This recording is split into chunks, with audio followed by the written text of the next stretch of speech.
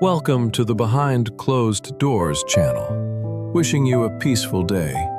Today, I'd like to share the following story with you. I hope you enjoy listening to my story. Now, please. They won $4 million and lost everything that mattered. The story of two old people who loved each other more than life until the money arrived. Part 1. The Architecture of Enough. The morning Elias Whitmore found the lottery ticket tucked beneath the ceramic rooster on the kitchen windowsill, he was wearing his dead wife's apron, the one with the faded sunflowers and the small grease burn near the left pocket that she had never gotten around to mending. And he was humming a song neither of them could ever remember the name of, only that it had been playing on the radio the first night they danced in her parents' barn 53 years ago, when she was 21 and smelled of lavender soap and nervous sweat, and he was 23 and had exactly $4 in his wallet and more courage than sense. He almost threw it away. That is the part of the story nobody wants to believe, but it is the truest part of everything that follows. He almost threw it away because Harriet, that was her name, Harriet Louise Whitmore, née Calloway, had bought it as a joke. She had slit it across the diner counter at him on a Tuesday afternoon last October, 3 weeks before she died, and said, in the voice she used when she was being both serious and ridiculous at the same time, "Elias, when we win, I want a bathtub with jets." He had laughed and said, "Harriet, if we win, I'll build you a whole room made of bathtubs." She had said that sounded unsanitary. They had laughed together in the thin October light of Rudy's on the corner of 4th and Maple, and then they had shared a slice of apple pie with 2 forks the way they always did, because one slice was always more than enough when you were eating it with someone you loved. And the ticket had gone into her purse, and then after she was gone, into a pile of her things on the kitchen windowsill, beneath the ceramic rooster her mother had given them as a wedding gift, and Elias had not looked at it again. Not until that February morning, 6 months after Harriet was put in the ground on the east slope of Millbrook Cemetery, beneath a dogwood tree she had specifically requested because she said she wanted something pretty to look at for eternity. Elias almost threw it away because he could not remember what day the drawing had been. He almost threw it away because, looking at her handwriting on the back, she had written her lucky numbers in pencil, the same 6 numbers she had played for 20 years, the birthdays of their 3 children, and her own birthday and his. He almost threw it away because he was 81 years old and tired in a way that had nothing to do with sleep. But he didn't. He held it in his hand for a long time, standing in the kitchen with the morning light coming through the window above the sink and falling across the linoleum floor in the exact diagonal stripe it always had for 50 years. And he thought about Harriet and the bathtub with jets, and then he walked to the kitchen table, the one they had bought second-hand from a neighbor in 1978, the one with the ring stained from a coffee cup that neither of them had ever successfully removed, and he sat down with his laptop. Their granddaughter Sophie had set it up for him last Christmas, had installed large font everything, and bookmarked the weather and the lottery website, and he typed in the numbers. He had to type them twice because his hands were not entirely steady. The screen loaded slowly. The broadband in their neighborhood, his neighborhood now, just his, had never been particularly quick. He sat with his hands flat on the table and waited, and outside the window, a cardinal landed on the bare branch of the dogwood in the backyard. the one Harriet had planted 15 years ago just for the cardinals, and it sat there in the cold gray morning like a small red fact. When the numbers came up on the screen, Elias read them 4 times.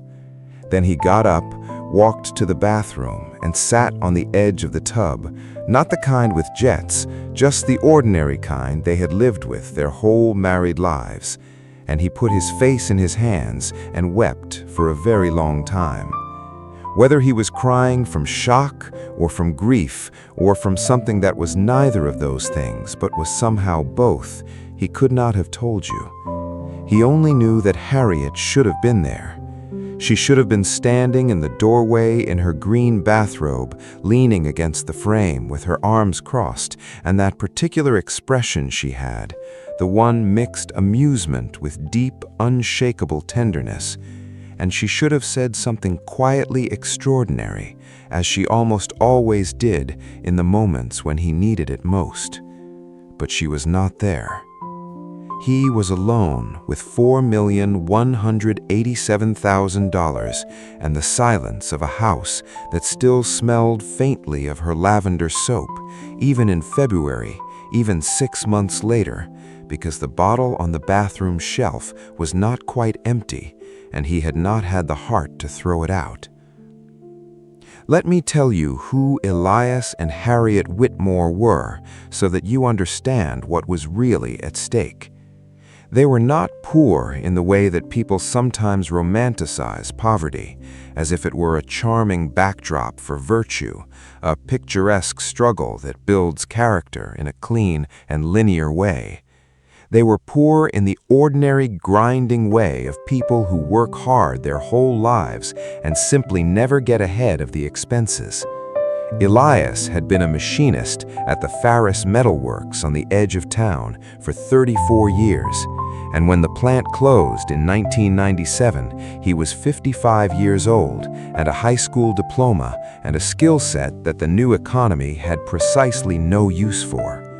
He had worked odd jobs after that: handyman work, snow plowing, occasional work at the lumber yard, and Harriet worked mornings at the elementary school cafeteria for 16 years, ladling soup and cutting sandwiches and remembering the names of every single child who came through her line, which was several hundred children over the course of those 16 years, and she knew every one of them. They owned their house, a small 2-bedroom on Crescent Street, the green one with the white shutters and the porch that needed new boards every few years, because they had bought it in 1971 for $28,000 and had paid it off by 1994 through 23 years of careful management and occasional genuine sacrifice. They did not have savings to speak of. They had Social Security and Harriet's small pension from the school district and Elias's occasional handyman income. And between these things, they had enough. Not more than enough. Enough. Enough, it turns out, is a precise and delicate measurement. They had developed over 50 years an entire philosophy of enough. They ate well but simply. They wore their clothes until the clothes gave out, and then they bought new ones at the thrift shop on Hendricks Avenue. Pre-loved, Harriet always said, with complete sincerity. Someone else's love is still love. And this had always seemed to Elias to be one of the truest things she ever said. They did not take vacations except for one trip to Niagara Falls in 1989 that they still talked about 30 years later as if it had been a voyage to the edge of the world. They did not eat at restaurants except for Rudy's Diner on Tuesdays, which was their ritual and their luxury, and the one thing that, if asked to give it up, would have required serious negotiation. But here is what they had that money cannot accurately measure: They had Tuesday mornings at Rudy's, where Rudy himself, a second-generation Greek-American named Rudy Papadakis, who had inherited the place from his father and had no intention of ever doing anything else with his life, knew their order before they sat down and always brought their coffee first and their pie last and never rushed them. They had the garden in the backyard where Harriet grew tomatoes and zucchini and an absurd quantity of basil, and where Elias grew nothing useful but maintained with great dedication a rose bed that had no practical purpose whatsoever and that produced every June a chaos of red and yellow roses that Harriet cut and put in every room of the house. They had the ritual of the evening news, which they watched together on the old television in the living room, Harriet with her knitting and Elias with his crossword, occasionally commenting on events in the world with the particular blend of weariness and humor that only comes from having watched the world be terrible and wonderful for 80 years. They had the habit, developed early in their marriage and never abandoned, of saying goodnight to each other, even when they were annoyed, even when some small friction of the day had left one or both of them quiet and interior. Good night, Elias. Good night, Harriet. Simple as breathing, necessary as breathing. They had, in short, a life. And now Elias had $4,187,000, and that life was exactly half of what it had been, and money, a ridiculous, accidental, enormous pile of money, was sitting in a kitchen drawer in a town where nothing cost very much, waiting. I should tell you about Frank Rudy Papadakis because without understanding Rudy, you cannot understand the pivot point of the story, the moment when the whole thing could have gone differently. Rudy Papadakis was 62 years old, built like a man who spent 40 years lifting commercial kitchen equipment and arguing cheerfully with produce vendors, with hands the size of small dinner plates and a mustache that he maintained with the same pride and regularity with which other men maintain expensive automobiles. He had known Elias and Harriet for 30 years. He had learned their Tuesday ritual from his father, who had learned it in the 1980s, when the Whitmores first started coming in. And he felt about them the way certain people feel about the fixtures of their lives. Not quite family, not quite friends, something more reliable and permanent than either. When Elias came into the diner alone the Tuesday after Harriet died, Rudy had set down the coffee pot and said nothing, and simply put one enormous hand briefly on Elias's shoulder. And this had been, Elias later told Sophie, the exact right thing. Rudy was the first person Elias told about the lottery ticket. He drove to the diner on a Friday, not his day, not his ritual, a breaking of pattern that Rudy registered immediately. He sat at the counter instead of the booth, another deviation, and he ordered just coffee, which was a third one, and Rudy watched him with the patient attention of a man who knows when something is coming. Rudy, Elias said, when the morning rush had cleared out and there were only 2 other customers in the diner, both of them absorbed in their own business. Rudy remembered. He was that kind of man. Elias slid it across the counter. Rudy looked at it. He looked at Elias. He looked at it again. And he said in the particular voice he used when something was very serious and required calm, "Elias, son of a..." He stopped himself, looked around the diner out of long habit for the presence of children, found none, completed the sentence. 4 million, Elias said. 4 million, Rudy repeated, as if testing the weight of the words. 187,000 on top of that. Mother of God! "Rudy," Elias said, wrapping both hands around his coffee mug, "I don't know what to do with it." Rudy was quiet for a moment, in the way that Rudy was quiet when he was thinking, rather than when he had nothing to say, which was almost never. Then he said, "You told your kids yet?" "No." "Good," Rudy said, with a firmness that surprised Elias slightly. And then, more gently, "Take your time. Think about what Harriet would have wanted. Then tell them." This was, it turned out, very good advice. Elias did not take it quickly enough. The three Whitmore children were not bad people. This is important to establish because stories like this one have a tendency to flatten their secondary characters into simple shapes: the greedy daughter, the scheming son-in-law, the entitled grandchild. And while those shapes have their truth, they are not the whole truth, and the whole truth matters because it is more frightening and more instructive than the simple version.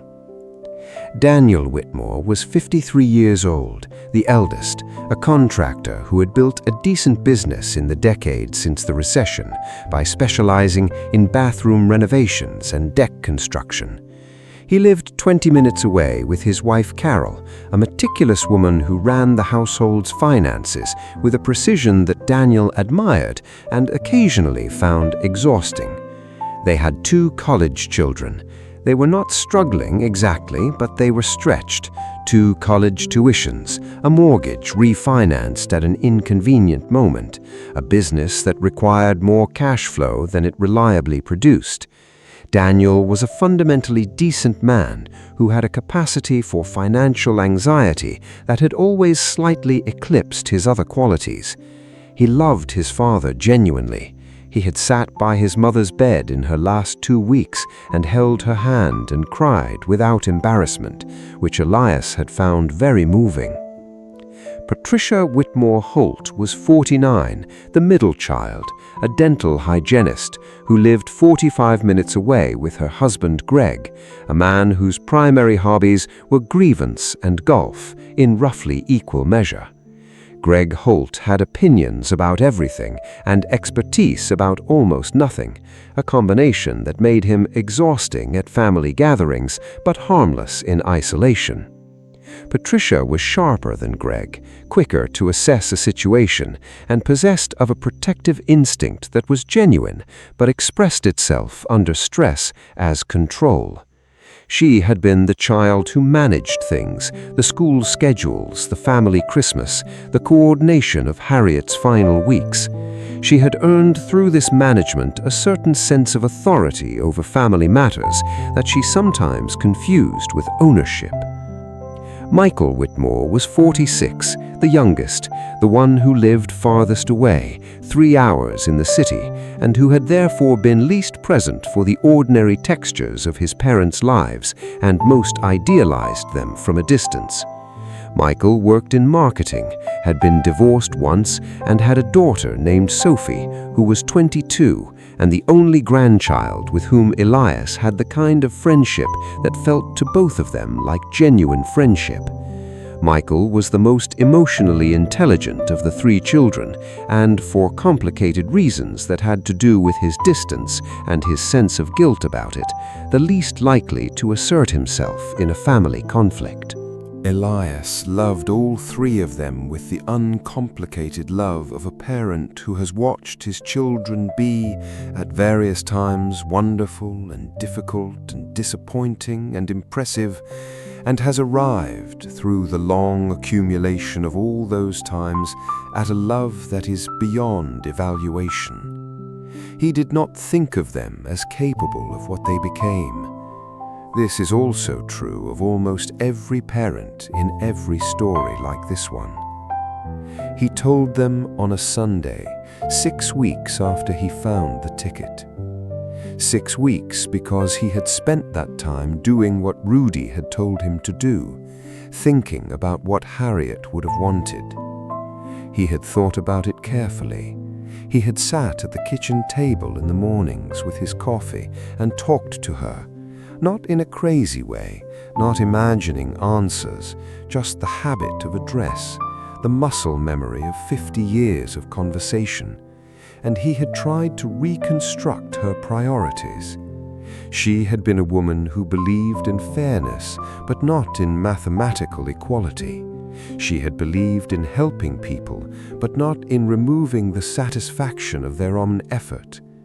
She had once said when Daniel's business was struggling and he had asked for a loan that Elias and Harriet did not technically have to give, "We'll help him enough to get through it, not so much that he forgets he got through it himself." They had given him $2,000, which was significant for them, and he had paid it back in 18 months, and it had been the right amount. Elias thought that was still the framework. He had consulted privately a lawyer, a young woman named Andrea Marsh at the firm on Clement Street, recommended by Rudy, who knew everyone in town, and he had made some preliminary decisions about the money. He had moved the winnings into a new account. He had made an appointment with a financial advisor. He had done the quiet, careful work of a man who understood that large sums of money require management before they require distribution. He told his children on a Sunday in March at the house on Crescent Street over the pot roast that had been Elias and Harriet's Sunday tradition, and that he had made, imperfectly but recognizably, because some traditions are worth sustaining imperfectly. He said, "Your mother bought a lottery ticket last October. It hit the jackpot." He slid the printed confirmation across the table. The silence that followed lasted approximately 4 seconds. In those 4 seconds, Elias watched his children's faces. He saw, in sequence, disbelief, calculation, and, in the half-beat before the social training reasserted itself, something that was neither grief nor joy, but was unmistakably hunger. It was the hunger that scared him. He had not expected the hunger to be so quick. "Dad," Daniel said, recovering first, his voice very careful, That's incredible. That's amazing. Mom would have..." He stopped, swallowed. The grief was real. So was the rest. "Have you talked to anyone? A financial advisor? A lawyer?" "I have," Elias said. Patricia had put her hand over her mouth and was looking at the confirmation with the focused attention of someone doing arithmetic. Greg had already smiling, that particular Greg smile that Patricia had spent 20 years learning to read, and that said without ambiguity, "I am already spending this." Michael had said nothing. He was looking at his father. "Dad, are you okay?" "I'm fine, Michael. I mean, with Mum gone, with this being her ticket." Elias looked at his youngest for a moment. "I know what you mean. Yes, I'm okay." The pot roast was eaten. Wine was opened. The conversation circled and landed, always returning to the money, its quantity, its possibilities, the future it represented. He listened more than he spoke. He answered the questions that had direct answers. Yes, it was genuine. Yes, he had taken a lump sum. Yes, it was approximately 3.1 million after taxes. Yes, he had a lawyer. No, he had not yet decided anything. The no introduced the first small tension. "Dad, you should really..." "I know what I should do, Daniel," Elias said pleasantly, and changed the subject. He watched the tension move across Daniel's face like weather. It settled, was suppressed, but did not disappear. Driving home, he suspected the conversations in 3 separate cars would not be entirely about his well-being. He was not wrong. Part 2. The Mathematics of Wanting. The calls started that week. Not all at once, and not obviously. The first call was from Patricia on Monday, ostensibly about how he was feeling, how he was sleeping, whether he was eating enough.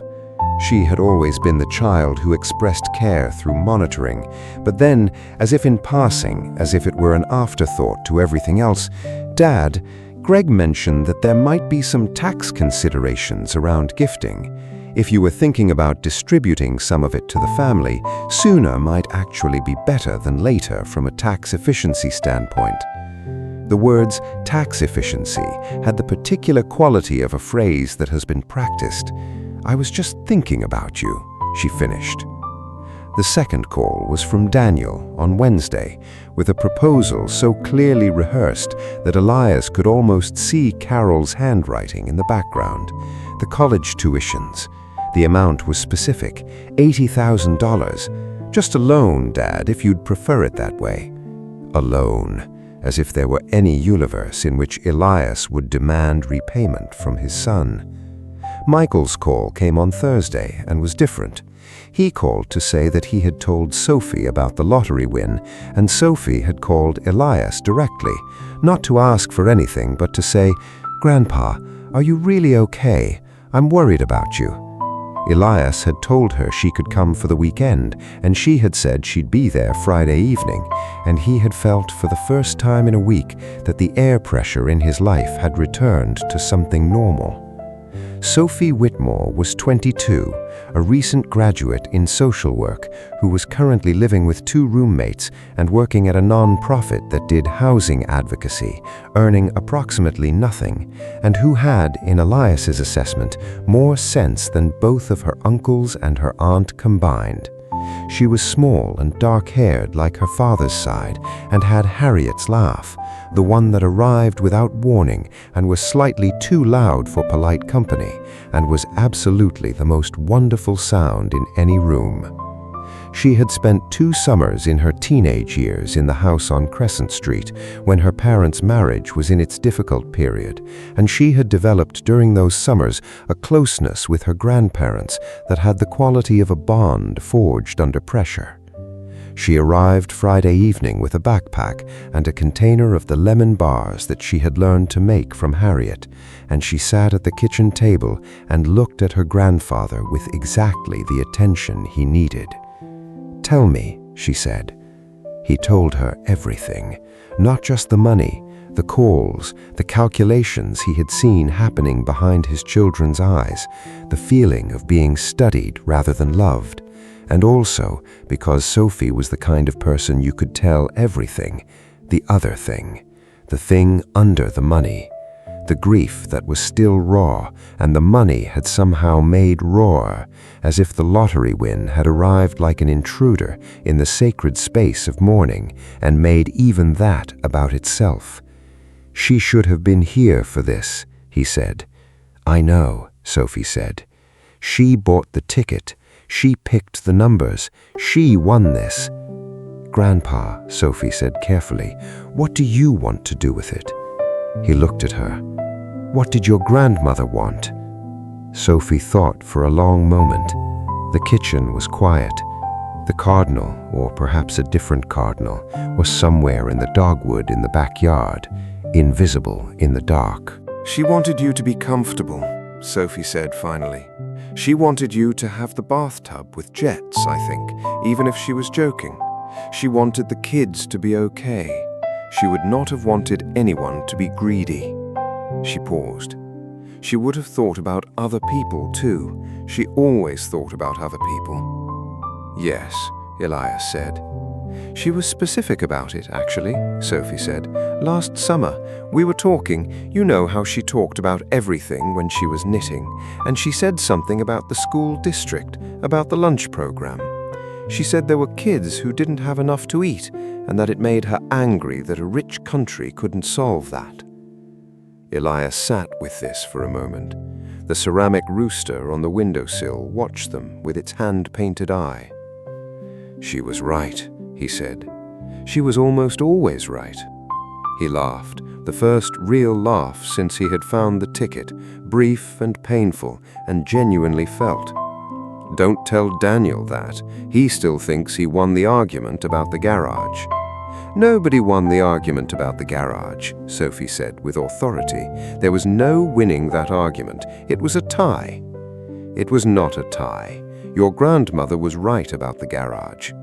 I know, but I can't tell you that without feeling disloyal to my father. They ate the lemon bars. What happened next happened in the way that important things sometimes do, gradually, then all at once. The gradual part was the accumulation of pressure. The calls continued and multiplied and developed over the following weeks into a sustained and coordinated campaign that had clearly been organized, at least partially, between the siblings, though none of them would have called it a campaign, because calling it that would have required each of them to look at what they were doing with an honesty they were not, at this moment, capable of. Daniel needed money for the college tuitions, and then, in a subsequent conversation, also for his business, which he explained was going through a temporary cash flow challenge, a phrase that his father recognized as the sanitized version of a situation that was probably more serious than temporary suggested. The amount grew across 3 conversations: 80,000, 120,000, 150,000. The number was like water finding its level. Patricia Patricia was more subtle. Patricia rarely named what she wanted directly, preferring to arrive at it through a series of reasonable intermediate positions. She wanted to help manage the money, she said, because she was worried about Elias making decisions alone and possibly being taken advantage of. She had done some research, she said, and there were financial instruments that could benefit the whole family. Greg had a friend who was a financial advisor. The words "the whole family" appeared with increasing frequency, as if the money had already been redistributed by committee into a collective inheritance that she was merely trying to organize. Michael, to his credit, asked less, but Michael also, to his somewhat lesser credit, did not resist the other two nearly enough. Elias listened to all of it. He nodded. He said, "I'll think about it," and "that's interesting," and "let me look into that." Phrases that conveyed consideration without commitment, and that his children interpreted, in each their own way, as preliminary agreement. He was not agreeing. He was watching. And what he was watching was this. The money had changed how his children talked to him.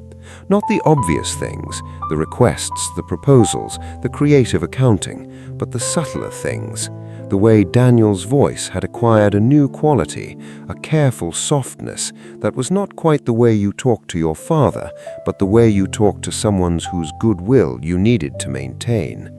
The way Patricia called more often, but somehow said less, her calls feeling more like reconnaissance than conversation. The way Michael went quiet when his siblings were talking about money, which was a form of complicity that Elias recognized as the cost of keeping peace that Michael had always been willing to pay. They had stopped talking to him as a father. They were talking to him as a source. This was the thing that Harriet would have identified immediately and named directly. She had always been better than Elias at seeing the shapes of things before they fully formed. He could hear her voice so clearly it was almost physical. "Elias, I'm going to say something none of them want to hear." And then she would have said it with her particular combination of kindness and precision, the way you pull a splinter as gently as possible, but with the understanding that gentleness has its limits, and at some point you simply have to pull. He did not have her precision, but he had learned from 50 years alongside it something of her courage.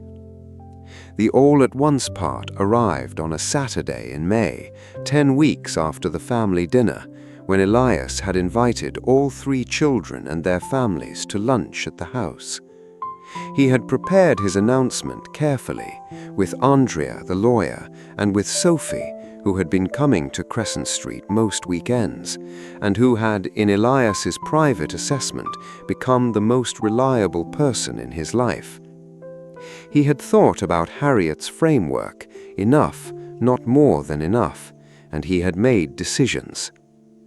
The kitchen table was too small for everyone.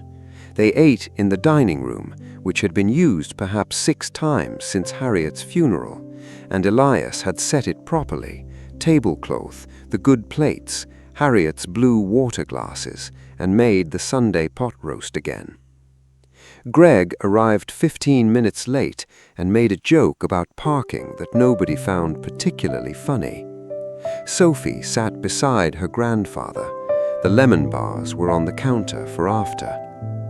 "I want to tell you what I've decided," said Elias after the food was served and the first glass of wine was poured, "because if you were going to say something important, you might as well say it before everyone had invested heavily in the meal and felt that the news had interrupted their eating.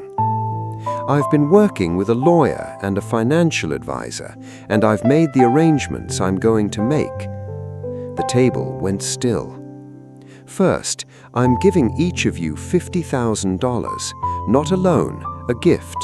That's the legal gift tax limit for the year, and it's what I can give without complications. I know it's not—" He paused, looked at Daniel. "I know some of you are dealing with things that cost more than $50,000, but that's what it will be." Daniel nodded. His face was doing something complicated. "Second, I'm putting the bulk of the remaining funds, approximately $2.4 million, into a charitable foundation. The foundation will focus on food security and youth programs in this county. Your mother—" His voice changed only slightly. He had practiced this part. "Your mother spent 16 years making sure children had lunch. That seemed the right direction." The silence was different this time, denser. "The remaining funds are for me," he continued. "I'm going to fix the porch. I'm going to get a new furnace because the old one is 30 years old, and I'm tired of worrying about it in January. And—" He stopped, looked at the table, smiled briefly at his own hands. "I'm going to put in a bathtub with jets. Your mother wanted one."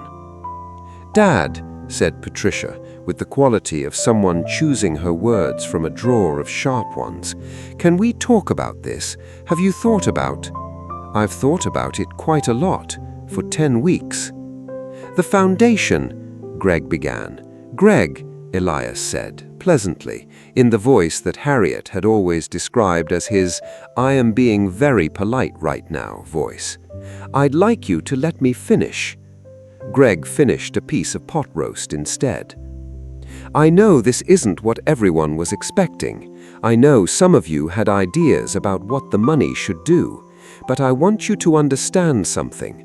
He looked around the table, at Daniel, who was looking at his plate, at Patricia, whose face had gone very careful, at Michael, who was looking at his father with an expression that combined guilt and relief in roughly equal measure, at the various spouses and children ranged around them, at Sophie, who was looking at him with the expression that Harriet used to call the Harriet look, steady and clear. "This money belonged to your mother," he said. "She bought that ticket. She picked those numbers. She sat with me in that diner and ate apple pie and talked about a bathtub, and she should have been here to decide what to do with it. She isn't, so I decided the way I think she would have. If any of you disagree with how I've decided, I want you to think about what your mother would have said about it." The table was very quiet. Outside, in the backyard, a cardinal was singing. The aftermath of this announcement was not immediate explosion. It was something more insidious, the slow erosion of ordinary warmth. Daniel called the next day. The call lasted 45 minutes and was, on the surface, a conversation about financial planning and whether the charitable foundation structure was tax efficient. But underneath the surface was a different conversation, one about disappointment and expectations, and the particular injury of a child who has imagined a windfall and been handed a portion. He was not cruel. He was not overtly unreasonable. He was simply a man who had done arithmetic in his head for 10 weeks and arrived at a number, and the number he had arrived at was significantly larger than $50,000, and the gap between the two numbers had to go somewhere, and where it went was into the call, in the form of careful questions that were really a form of argument. Elias listened. He answered what could be answered. He said at the end, "Daniel, I love you. The 50,000 is yours. The rest is decided." And then he said good night and hung up and sat in the kitchen for a while with his hands around a mug of tea and thought about his son, who was a good man struggling to stay a good man in the presence of a large amount of money, and wished things were different. Patricia did not call. Patricia sent an email, which was both more formal and more careful than a call.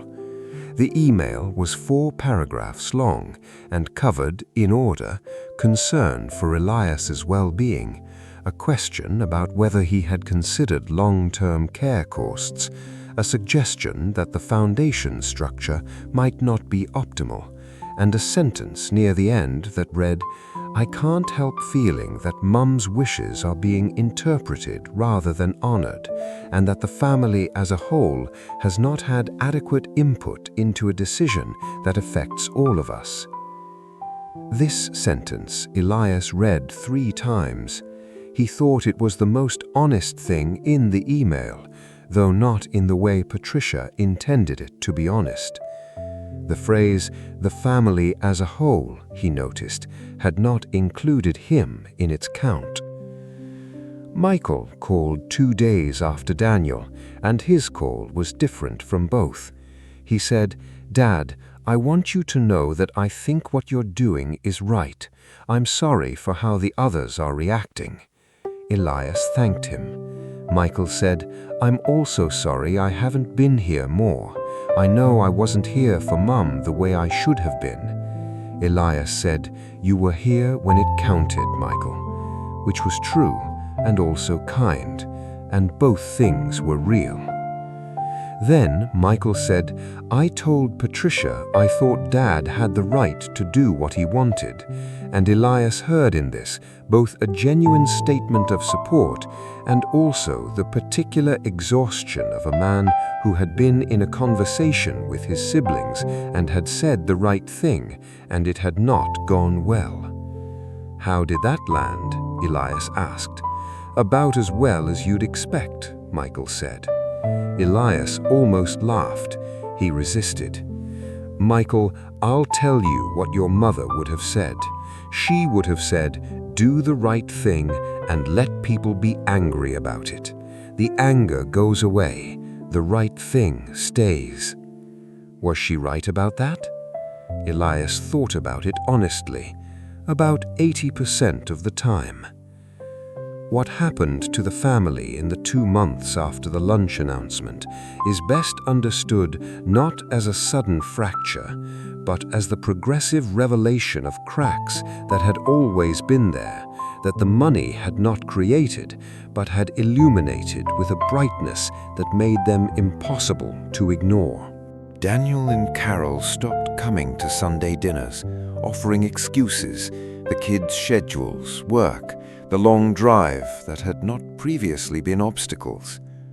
Patricia called in frequently, and when she did call, had the carefully pleasant manner of a person maintaining a relationship they were simultaneously re-evaluating.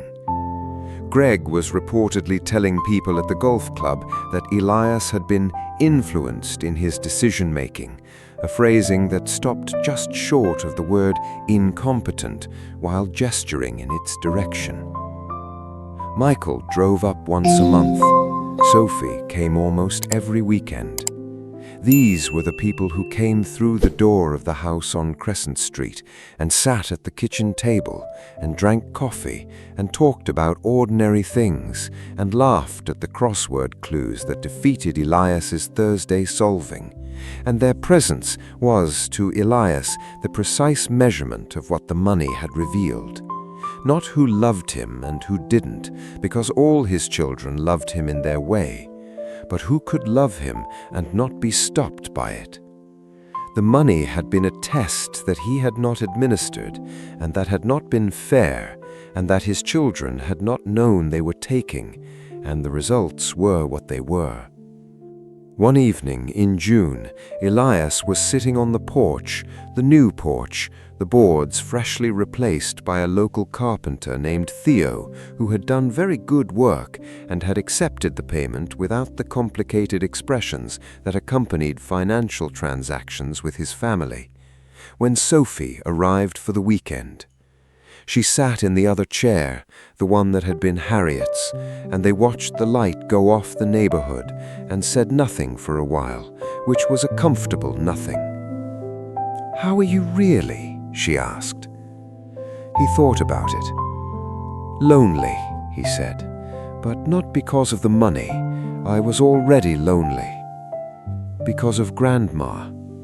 Yes, the money just made the loneliness louder for a while, turned up the volume on everything." Sophie leaned her head against his shoulder. She was small enough to do this even sitting down. "The foundation board met this week," she said. "I heard. Andrea said it went well. They're going to expand the summer lunch program, 1,500 more kids this summer." Elias sat with this. Outside, in the dogwood that Harriet had planted for the cardinals, a cardinal was singing with the deranged optimism of a cardinal in June, as if it had personally decided that summer was its achievement and it intended to advertise it to the neighborhood. "Your grandmother would have liked that," he said. "She would have wanted to know every kid's name," Sophie said. "She would have learned them. She would absolutely have learned them." They sat together in the June evening, an old man and his granddaughter, and the porch held them, and the neighborhood was as ordinary and sufficient as it had always been, and across the street Mr. Antonelli was watering his garden with the philosophical attention he brought to all physical activities, and 2 children were riding bicycles in the gathering dark, and the cardinal went on singing. Part 3. What remained of the family's ordinary shape, the rituals, the rhythms, the accumulated texture of regular contact, was, by August, considerably altered, not destroyed. Human families are more durable than their fractures suggest, more capable of continuing in damaged forms than any outside observer would predict, but altered. The alteration looked, from the outside, like a loosening. The Sunday dinners had become monthly at best, and often less than monthly. The phone calls that had once been a weekly habit for Patricia and a bi-weekly one for Daniel were now spaced wider, their content more careful, the kind of calls made by people who are maintaining a connection they are privately reassessing rather than deepening one they genuinely value.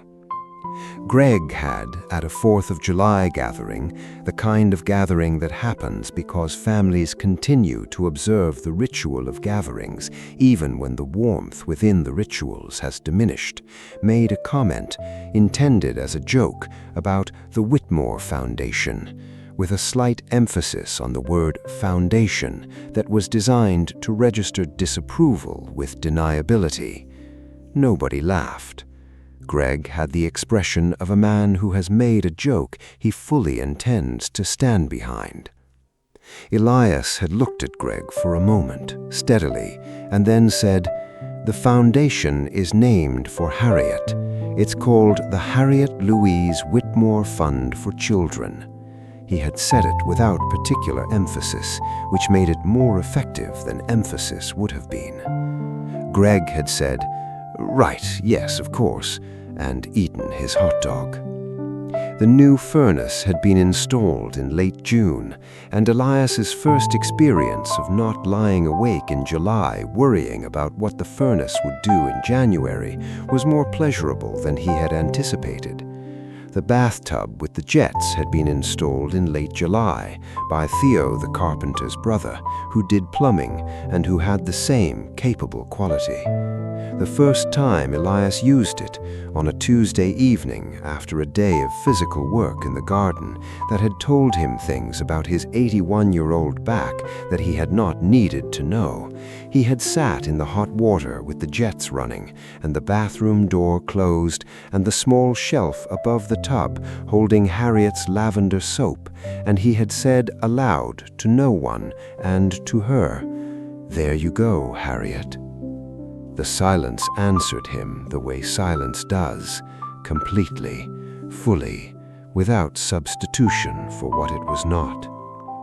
He had stayed in the bathtub for 40 minutes and gone to bed and slept for the first time in months without waking in the middle of the night. The moment that shifted everything, the moment that is, in retrospect, the real center of the story, came on a Wednesday afternoon in September, 9 months after Harriet's death, 7 months after the lottery ticket, 2 months after the lunch announcement. Elias was in the garden, cutting back the rose bed for autumn, when Daniel arrived unannounced.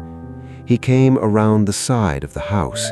He had always come to the side door, the way children who have grown up in a house come to the door their feet remember, and stopped at the edge of the garden. He was wearing work clothes, which meant he had come from a job site. He looked tired. "Dad," he said. Elias straightened up slowly.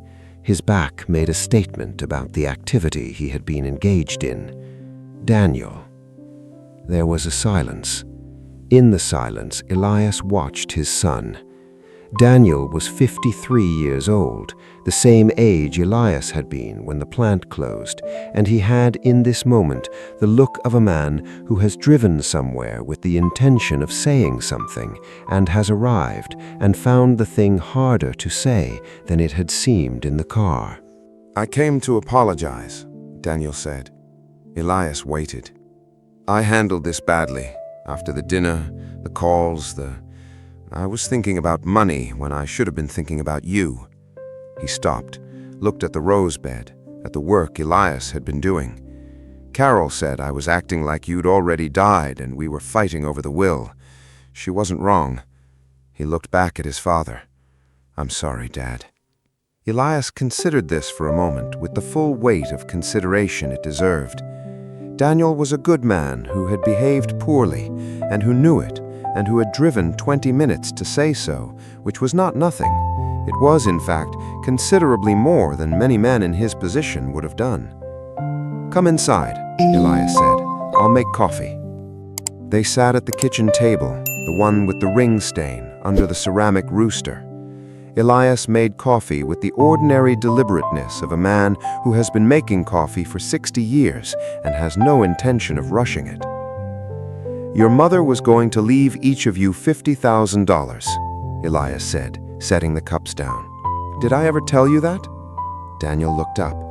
"Years ago, long before she was sick, she had thought about it. She had a number in her head." He sat down. "She also wanted to give money to the school district for the lunch program." He wrapped his hands around his cup. "Her children would be taken care of. Other children would be taken care of. That was how she thought." Daniel was quiet. "I didn't invent the $50,000, Elias said. "I arrived at it because it was hers. Does that make a difference to you?" His son looked at him for a long time.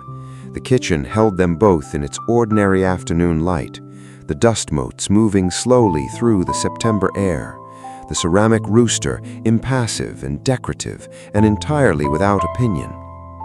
"Yes," Daniel said, "it makes a difference." He stayed for 2 hours. They talked about the business, honestly, the first honest conversation about the business, not the careful asking and presenting of Daniel's earlier calls, but something more like the kind of talk you have with someone you trust. The business was struggling more than temporary cash flow challenge had suggested. Daniel's assessment was clear-eyed now, stripped of the motivated optimism that had characterized it before. He needed restructuring, not money.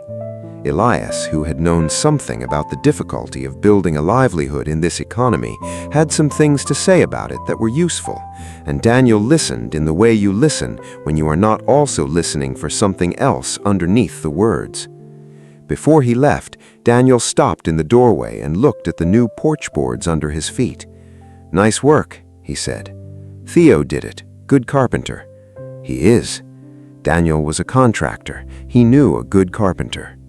"Dad, can I come for Sunday dinner next week?" "I'll make the pot roast," Elias said. Patricia took longer. Patricia came in October, and she came with an agenda.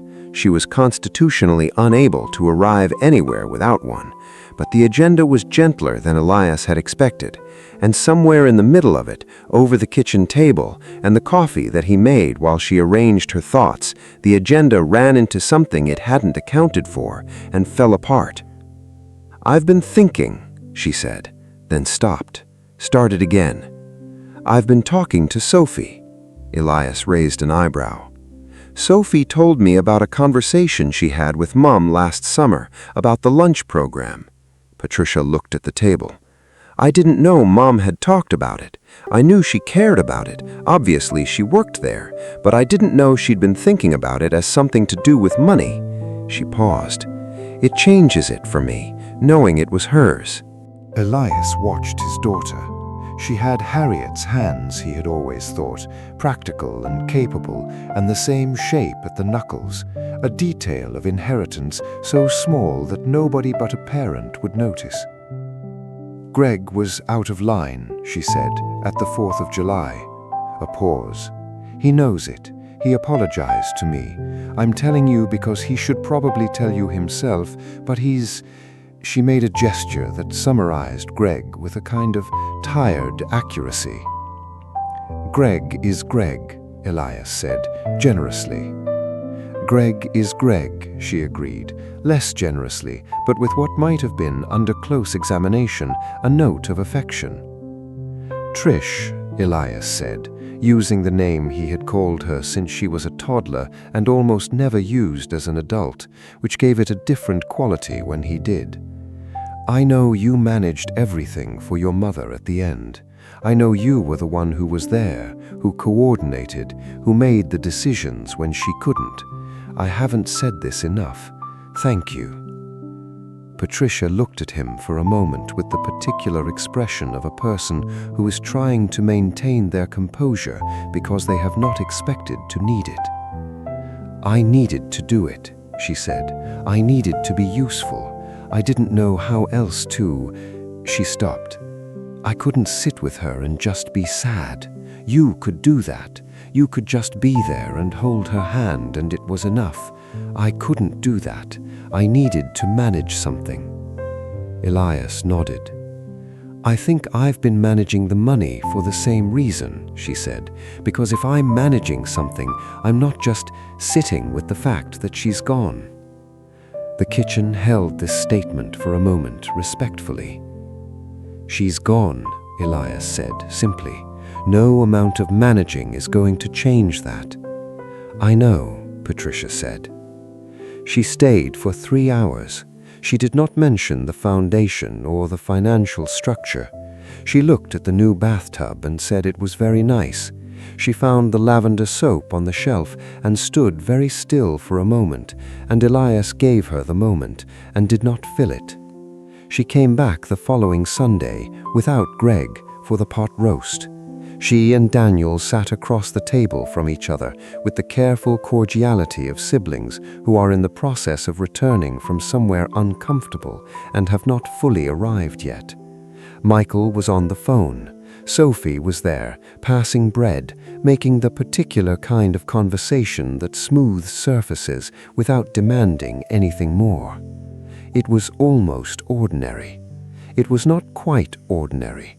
The money was still there, even when nobody mentioned it, a presence in the room, changed in character now from the bright and hungry thing it had been in the spring to something quieter, settled, allocated, less volatile. A presence still.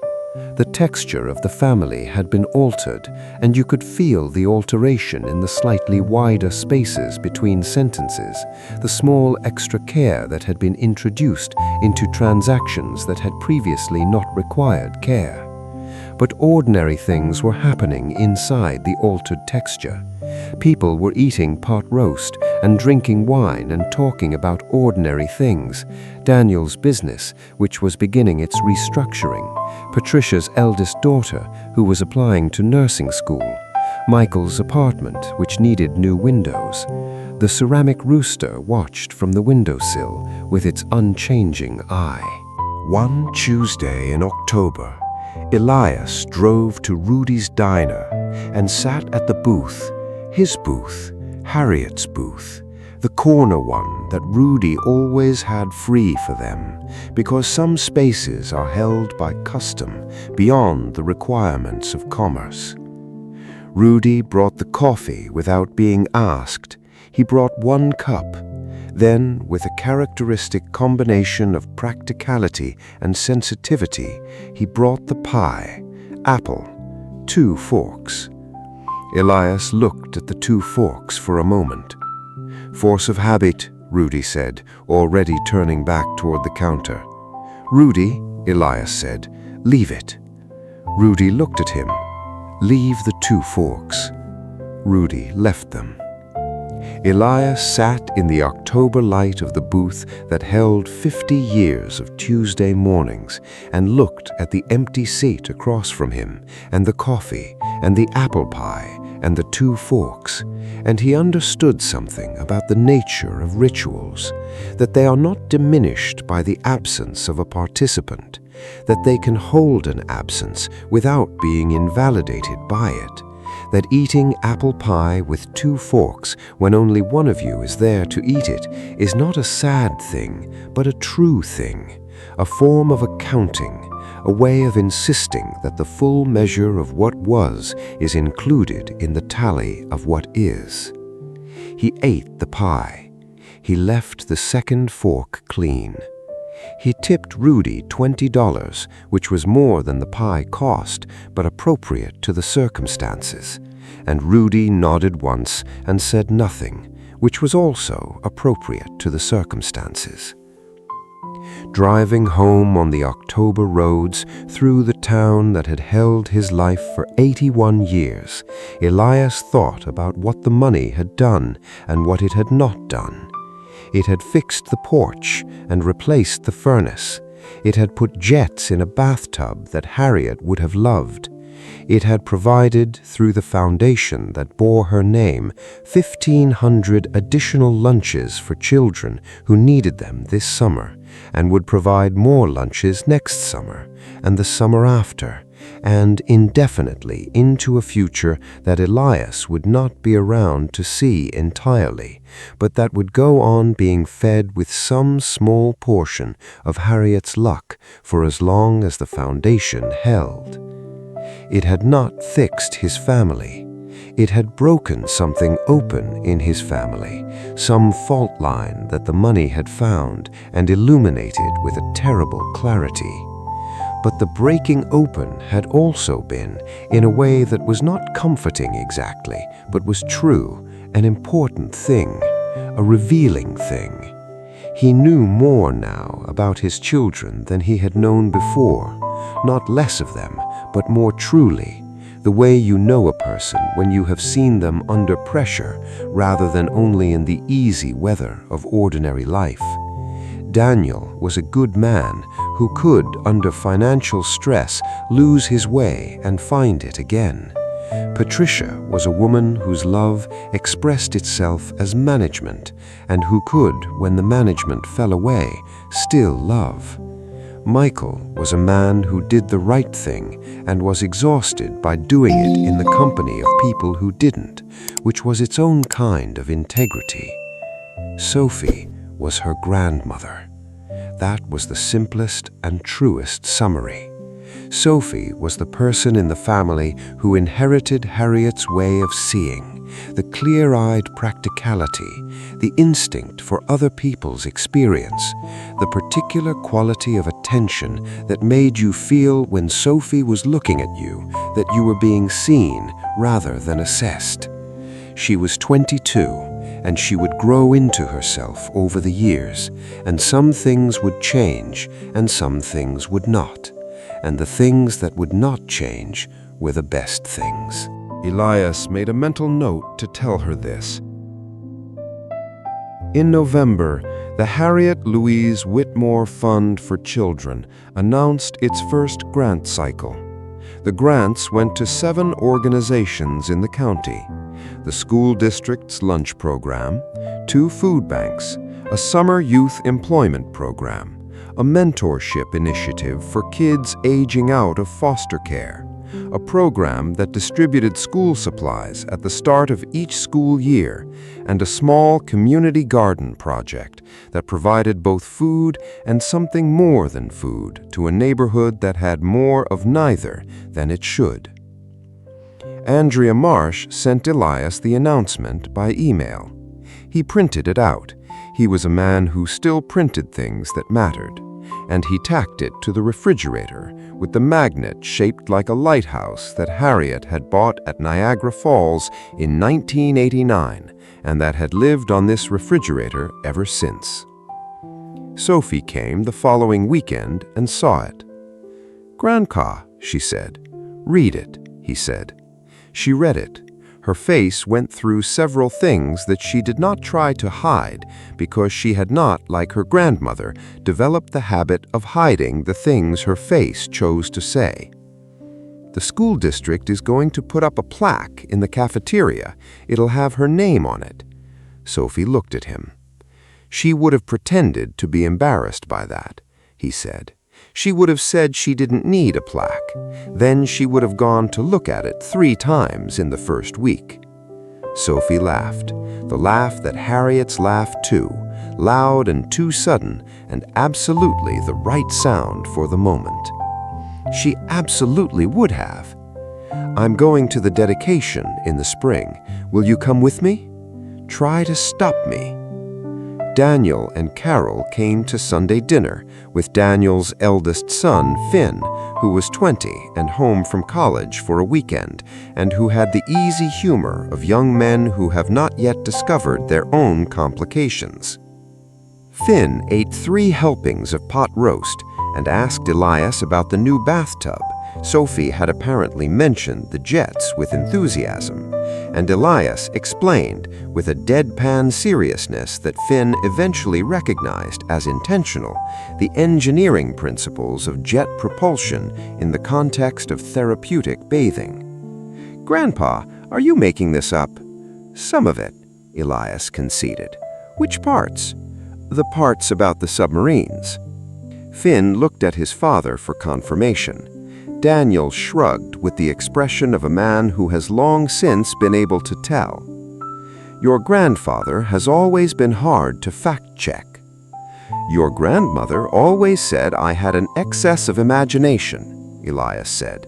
"She also said this was one of my better qualities, though she required 40 years to arrive at that position." Carol laughed. It was the first time Carol had genuinely laughed at the Sunday dinner table in 6 months, and it had the quality of a window being opened in a room that had been closed too long. Something moved in the room. Some stale air went out. After dinner, Elias and Daniel washed the dishes, which they had always done, together in the kitchen, from the time Daniel was old enough to reach the sink.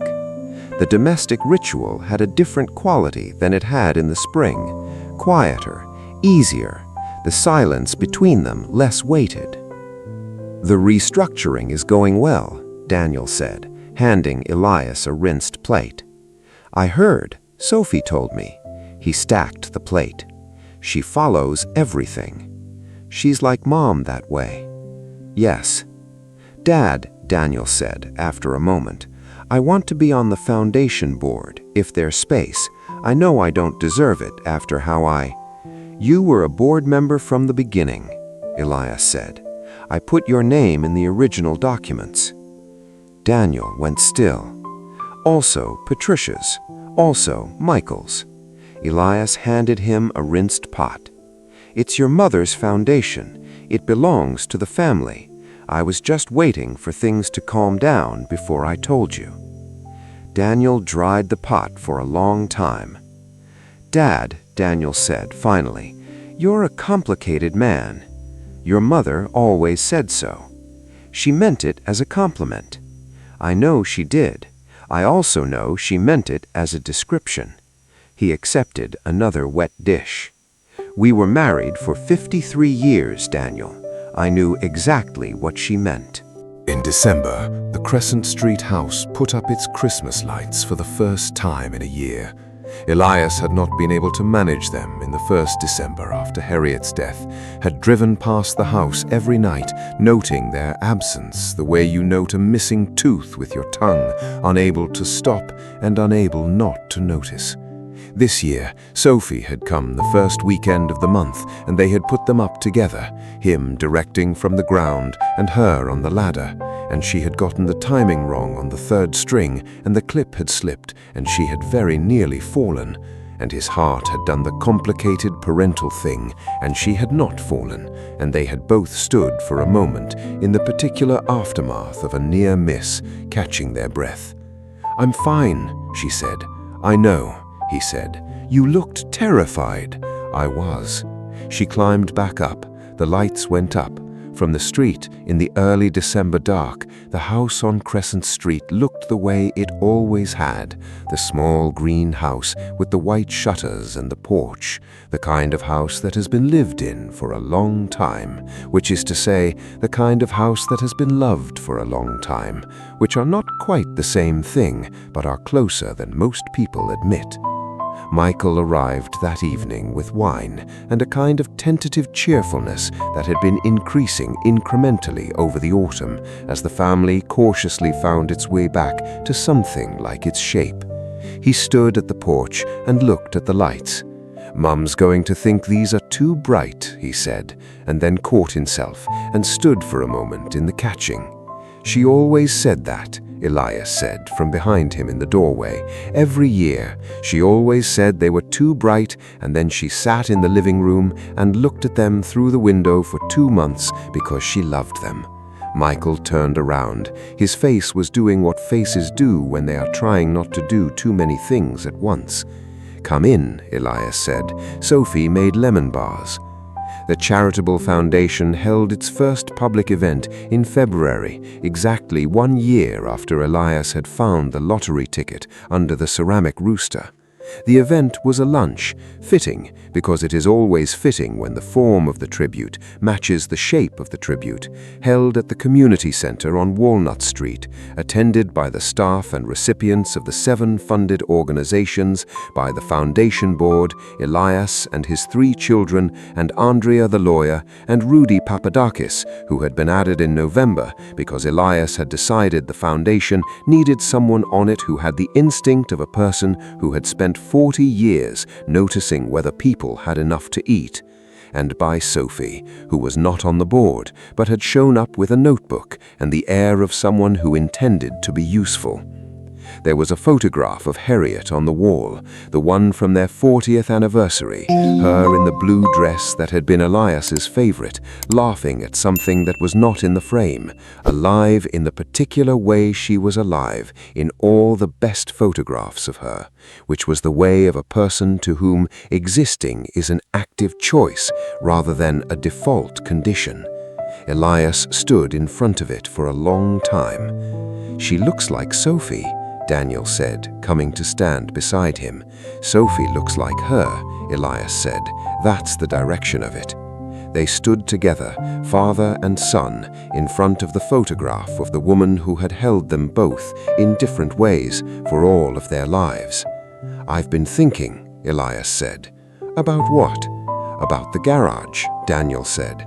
"I've been thinking about the garage argument." Elias looked at him. Mum was right. The extra storage was more useful than the workshop. I know I said it for years that the workshop was—" He paused.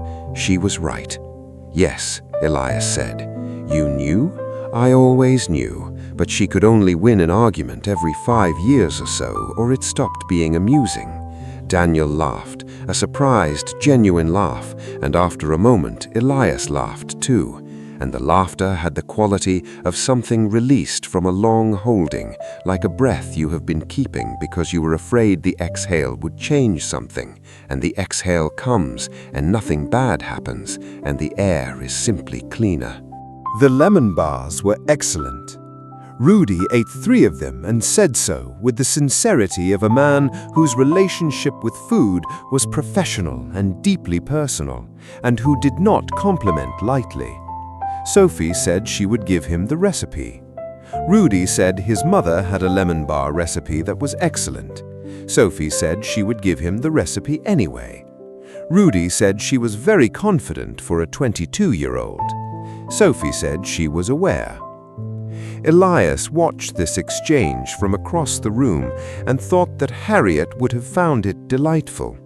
He thought this not as a way of making the thought sad, but as a way of making it true. The pleasure of watching Sophie exist in the world was not diminished by the fact that Harriet was not there to share the watching. The pleasure was its own thing, complete, available, real. He had learned in the years since Harriet died that grief does not subtract from the present, but inhabits it. That you can hold both the missing and the present moment with the same hands, that this is, in fact, the only way to hold them.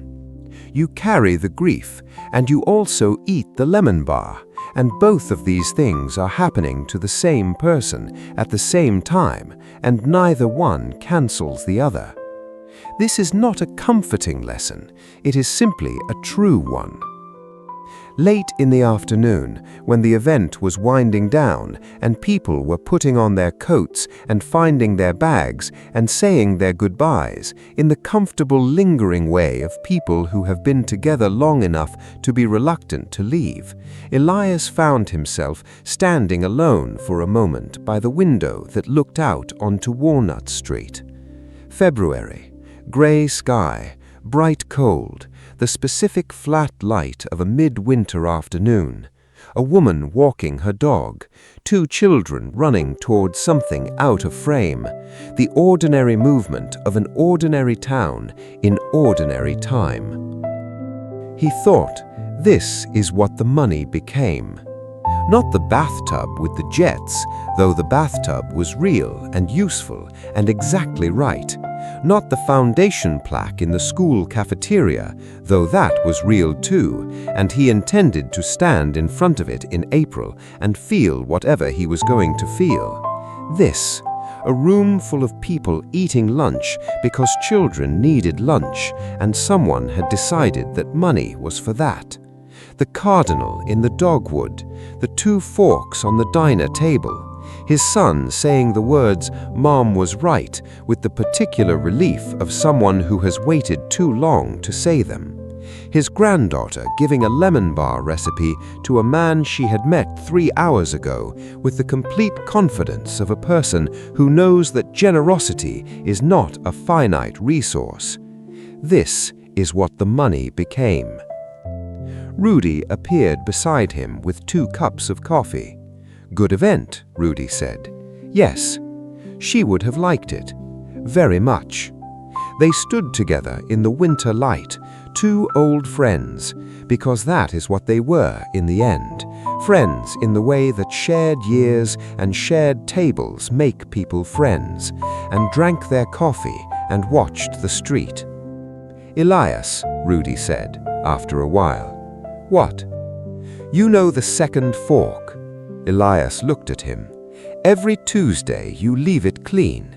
You don't need it, but you leave it." "Yes." Rudy nodded slowly. "I'll keep setting it." "I know," Elias said. And outside, on Walnut Street, ordinary February continued. The woman with the dog, the children, the traffic, the light. a year of money and grief and hunger and repair and loss and love, and the world was still the world, and the light was still the light, and somewhere in the back of Elias Whitmore's 81-year-old mind, faint and clear as a radio signal carrying a song whose name he had never remembered, a melody played, the one from the barn, the one from the first dance, the one that Harriet had hummed for 50 years, because sometimes a song doesn't need a name to be the most important song you know. He hummed it softly, holding his coffee, looking at the street. Nobody in the room noticed. Nobody needed to. A note on what was really at stake. Stories about money and family are almost always about something else. They are about love that has conditions that nobody has announced yet. They are about the arithmetic of worthiness, who deserves what, who has contributed enough, who has been present and who has been absent, and whether absence can be redeemed. They are about the difference between inheriting and earning, and the shame and desire tangled in that difference.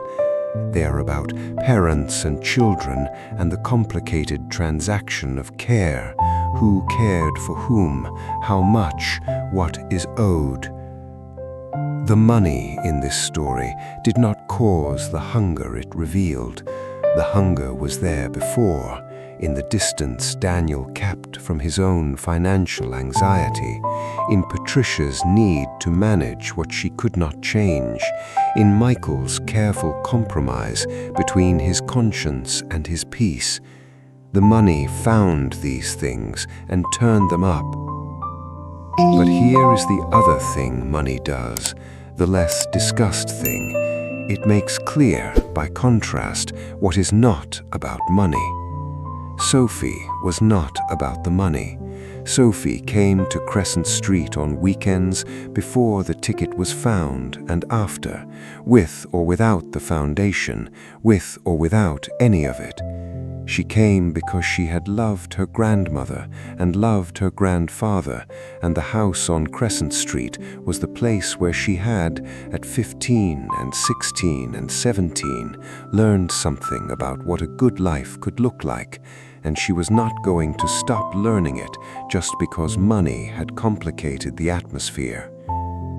Rudy was not about the money. Rudy set 2 forks every Tuesday because the ritual was true, and the truth of it didn't require the second person to be present. He set them because Harriet was real, and her Tuesdays were real, and the second fork kept both of those things in the room. Elias's return was not about the money.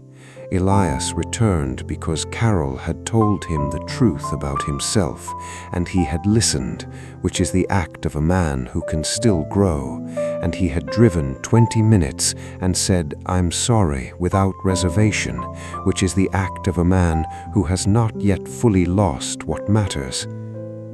Elias himself was not about the money. He had never been about the money. He had been about the 53 years, and the apple pie, and the 2 forks, and the rose bed in June, and the evening news, and the goodnight ritual, and the lavender soap. He had been about a woman who knew her lucky numbers by heart and written them in pencil on a lottery ticket as a joke, and put a bathtub with jets at the imaginary top of an imaginary wish list, and who had been right, in the way she was almost always right, about what mattered and what didn't. The money had revealed the hunger in his family, and that revelation had cost them something. The cost was real. Some of the ease was gone from the rooms and would not entirely come back. Some of the innocence, the particular innocence of not knowing how you will behave under pressure, was spent. These were real losses. But the revealing was also a gift. Elias had learned at 81 things about his children that he would not have learned otherwise, and the learning had made him love them more precisely, not more, but more exactly, in the way you love people when you see them clearly rather than fondly. He had watched his children be hungry and disappointed and gradually return to themselves, the way you watch plants that had been bent by wind slowly straighten after the wind, and the straightening was its own evidence of their resilience, which was their inheritance, which was, in the end, the truest thing he and Harriet had given them. The lottery win was not a blessing. It was not a curse. It was a very bright light that had been switched on in the rooms of a family's life, and in the brightness every ordinary thing had been seen more sharply than it ordinarily was, the good things and the difficult things together. And then the brightness had settled to something manageable, and the rooms were still the rooms, and the people were still the people, and the foundation would feed children for years, and the dogwood would bloom every spring, and the cardinal would continue its exuberant advertisement of itself in the June mornings, and the coffee at Rudy's would be hot, and the pie would be apple, and there would be 2 forks on the table. Always 2 forks, in loving memory of all the Harriets, the ones who knew their lucky numbers by heart, and the ones who remembered every child's name. Thank you for watching the video. Please subscribe to the channel, like, comments, and share. See you again!